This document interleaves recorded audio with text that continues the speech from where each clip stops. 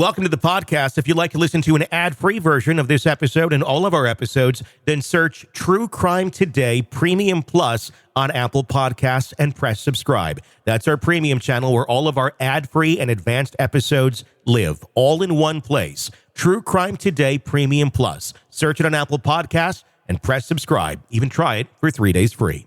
Every smile hides a secret, and some of them are deadly. Welcome to Hidden Killers with Tony Brueski, featuring retired FBI Special Agent and Chief of the Counterintelligence Behavioral Analysis Program, Robin Dreeke. Let's talk about Chris Brown and Diddy. This is a new allegation that has come out.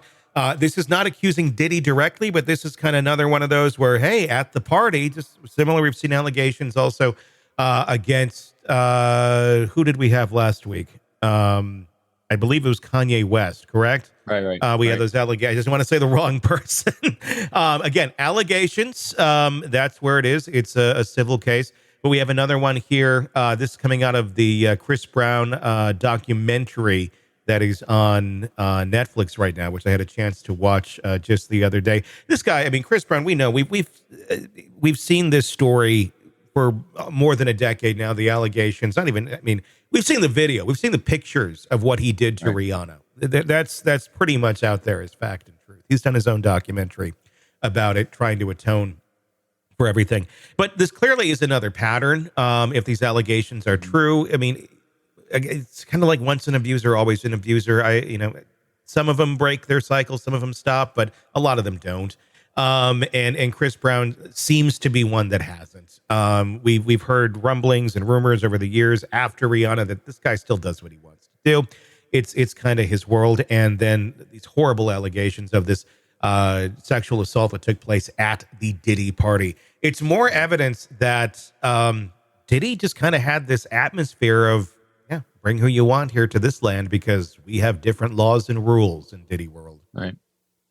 Yeah, it's the law of Diddy rules. It's, unfortunately in these cases, it's challenging.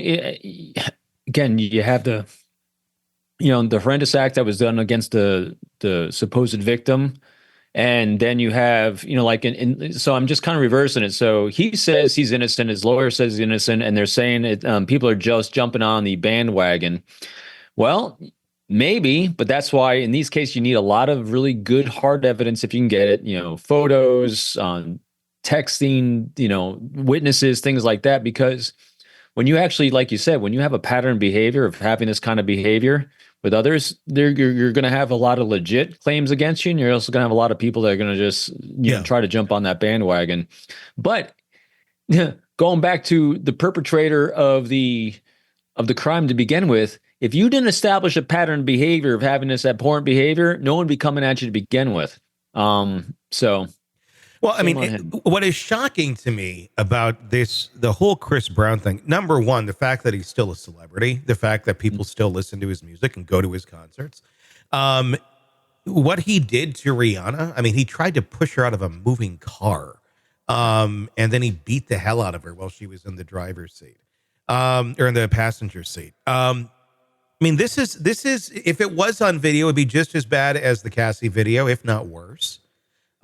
With what we saw on her injuries and such. Yet we somehow as a society took a step back after a little bit of time and said, oh, he deserves a second chance. It's okay. We're not saying that about Diddy. We don't say that about a lot of people, but somehow Chris Brown survived this. And I still don't quite understand why or how, because a lot of people do not, but somehow keeps having hit records. Kids are going to his concerts. Kids that weren't even around when he beat the hell out of Rihanna. It would be like when we were kids, if like we were excited to go see Ike Turner. It's like, what?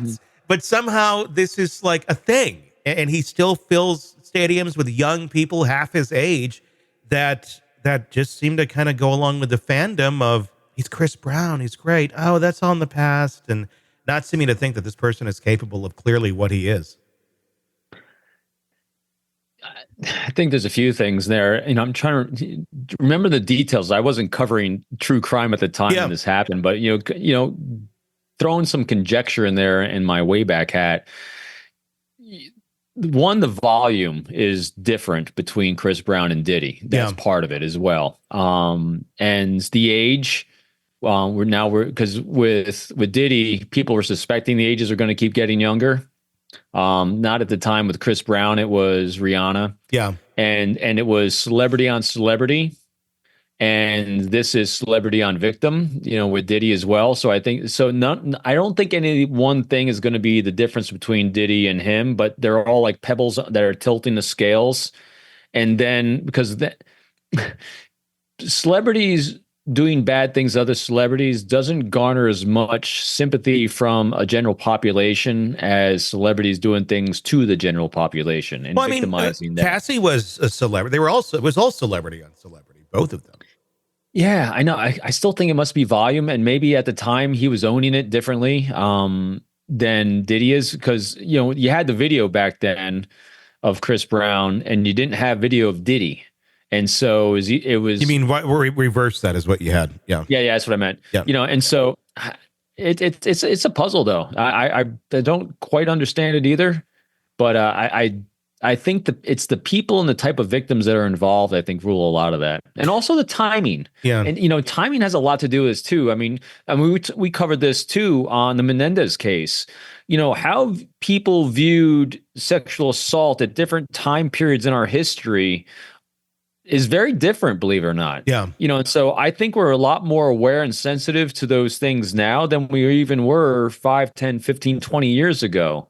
So the impact of someone's actions today for doing the same act that, 10 years ago wouldn't have been a big deal, might be a bigger deal now. We are more sensitive to it because we've lived through it.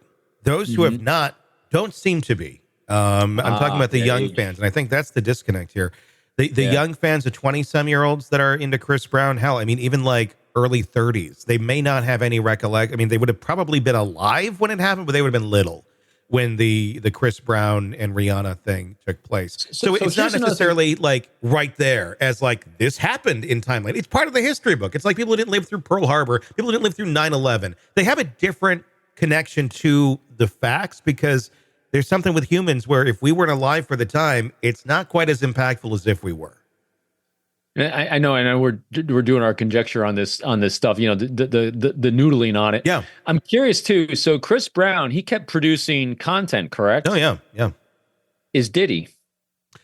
Oh, about a year ago he had an album. So I mean, had he not been stopped, I think he probably would have kept going. Yeah, because I'm just also curious is, so one thing that masks bad behavior is when you can't constantly put out new content that people like. Mm-hmm. And so I think the combination, and also Chris Brown's fan base compared to Diddy's fan base, ages, are they roughly the same, different? I'd say Chris Brown probably skews younger. I mean, Diddy's kind of fallen out of the spotlight over the last 10, 15 years. He released an album, that Love album. It wasn't a hit. Right. And see, that's what I think it might have been too, is that, Chris Brown's release of newer content hitting a younger crowd that's not going to have the same memory span is going to wash over a past that they weren't even part of because he's got new content out. Yeah. Diddy, not so much because you don't have new content to wash over that anymore. So I got a feeling that's playing into it as well. It's a simple explanation, but I think it's a true explanation because I think you're exactly right. When we think about Diddy, we think back to the 90s. We think back to the early 2000s. We think about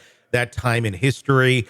A lot of his stuff was fun. It was, it was good times. And then we see the overlapping timeline of what he was doing. It's like, oh my God. And he stopped. I mean, there really wasn't good new material for the last probably 20 years.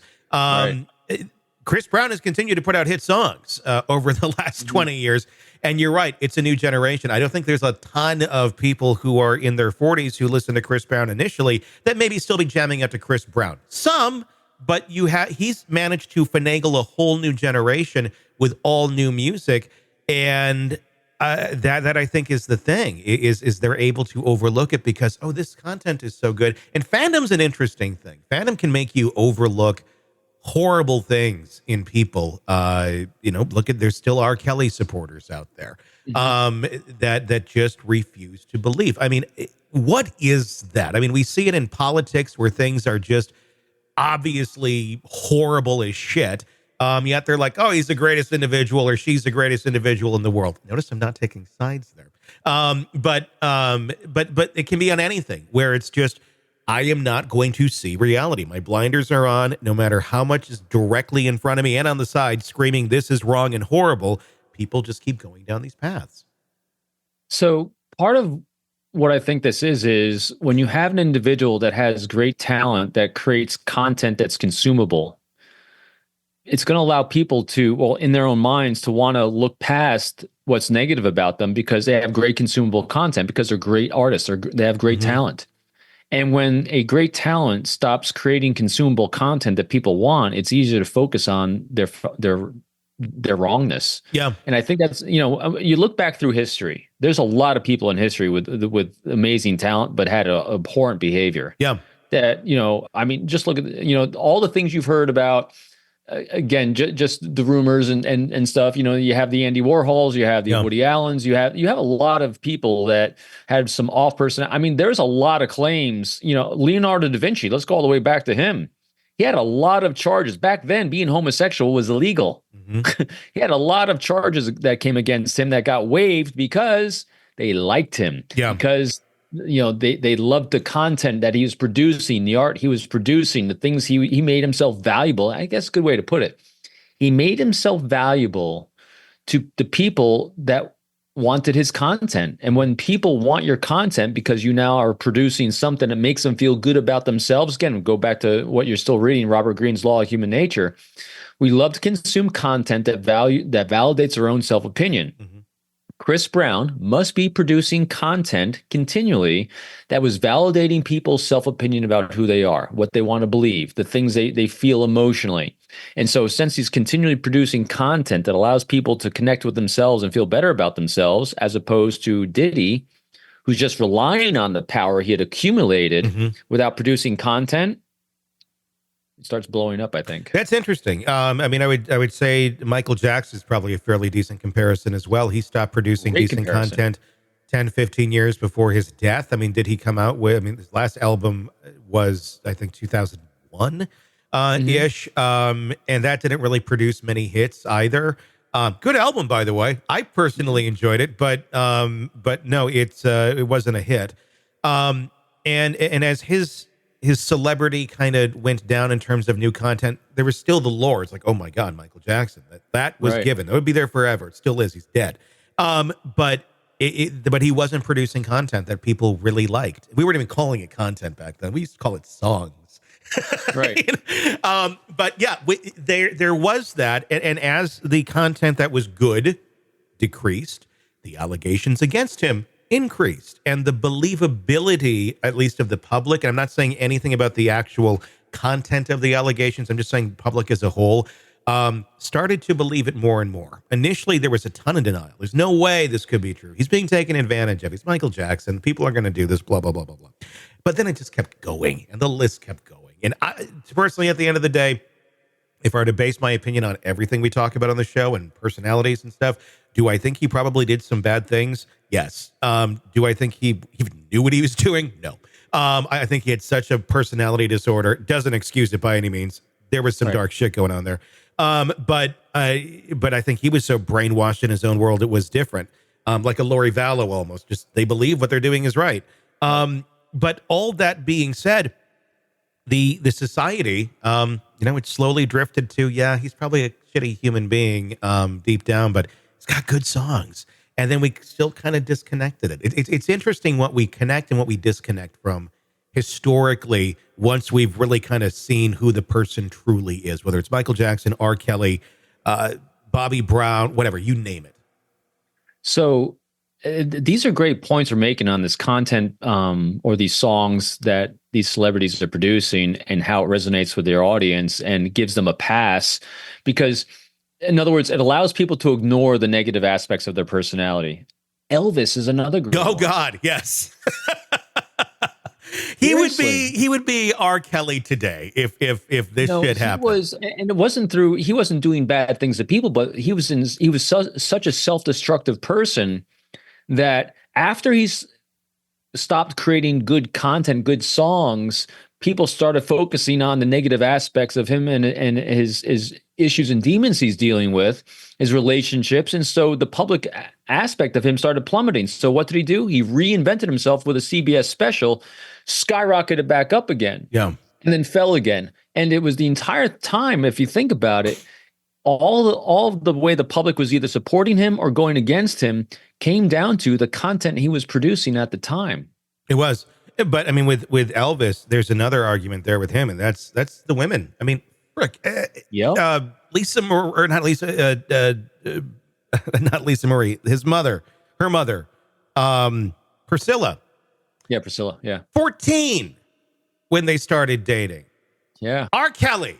I mean, it would be like that today. I mean, it would be like Diddy, maybe not quite like Diddy, but it would be a sexual predator today. At that point in time, they looked at it, well, my grandmother got married at 14. It was okay. I mean, yeah, in like the 20s. But again, we have to look at society in the time window that things are happening. And there actually was more acceptance of that sort of thing, at least historically, where it was one-off, where it's like, well, a lot of families get married young.